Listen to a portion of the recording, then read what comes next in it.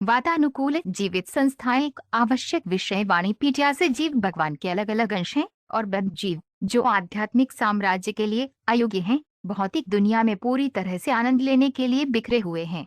परमात्मा और जीवों के शाश्वत मित्र के रूप में भगवान अपने पूर्ण अंशों में से एक के माध्यम से जीवों को उनके भौतिक आनंद में मार्गदर्शन करने और सभी गतिविधियों के साक्षी बनने के लिए उनके साथ रहते हैं।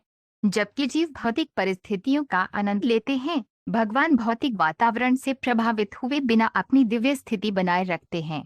श्रील प्रभुपाद की पुस्तकें, व्याख्यान, वार्तालाप और पत्र इस आवश्यक विषय की व्यापक प्रस्तुति प्रदान करते हैं, जैसा कि वाणी कोट्स वातानुकूलित लिविंग एंटिटीज श्रेणी में देखा गया है।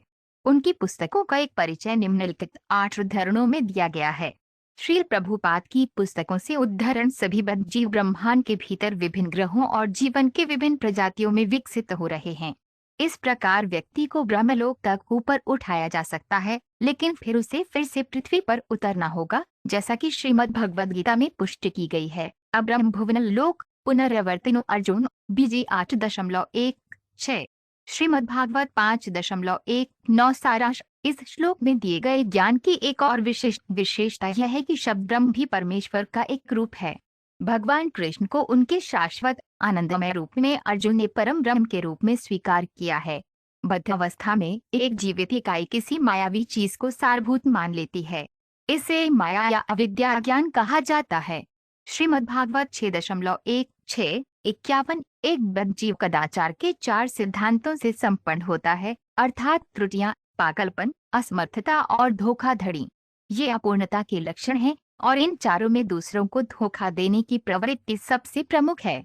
और ये धोखा देने की प्रथा बद्धात्माओं में है, क्योंकि बद्धात्माएं मुख्य रूप से भौतिक संसार में हैं और भौतिक संसार पर प्रभुत्व स्थापित करने की अप्राकृतिक इच्छा से प्रेरित हैं। श्रीमद्भागवत 1.144 सृष्टि के विघटन के बाद प्रत्येक व्यक्तिगत आत्मा बेहोश रहती है और इस प्रकार अपनी भौतिक ऊर्जा के साथ भगवान में प्रवेश करती है। ये व्यक्तिगत जीव हमेशा से बद्धात्माएं हैं, लेकिन प्रत्येक भौतिक रचना में उन्हें खुद को मुक्त करने और स्वतंत्र आत्मा बनने का मौका दिया जाता है। श्रीमद्भागवत 3.63 वातानुकूलित अवस्था में सीमांत ऊर्जा के जीव आध्यात्मिक और भौतिक ऊर्जा का मिश्रण होते हैं। सीमांत ऊर्जा मूल रूप से आध्यात्मिक ऊर्जा के नियंत्रण में है, लेकिन भौतिक ऊर्जा के नियंत्रण में जीव अनादिकाल से भौतिक संसार के भीतर विस्मृति में भटक रहे हैं। चैतन्य चरितामृत आदि लीला 5.66 जीव कभी कभी प्रकृति के गुणों से बंध जाता है, बस अपनी स्वतंत्रता के छोटे से हिस्से का दुरुपयोग करके जिसका वे आनंद लेने का हकदार है।